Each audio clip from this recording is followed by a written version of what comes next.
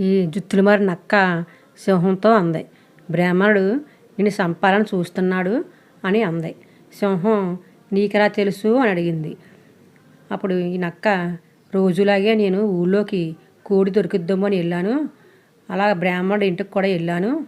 అక్కడ బ్రాహ్మణుడు భార్య ఆ బ్రాహ్మణుడితో రోజు పిండి వంటలు వండలేకపోతున్నానని చెప్పి బాధపడుతుంది.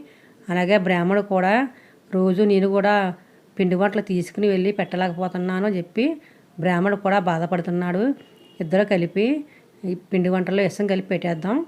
అప్పుడు ఈ పిండి వంటలు తిని సింహం చచ్చిపోద్ది. అప్పుడు గృహలోకి వెళ్ళి నగలని తెచ్చేసుకుందాం అని చెప్పి ఇద్దరు కలిసి ప్లాన్ వేసుకున్నారు.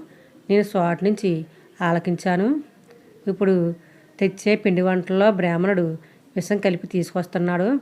అప్పుడు తిన్నావంటే సావటం ఖాయం అని చెప్పింది ఈ జుత్తులు మారి నక్క. జుత్తులు మారి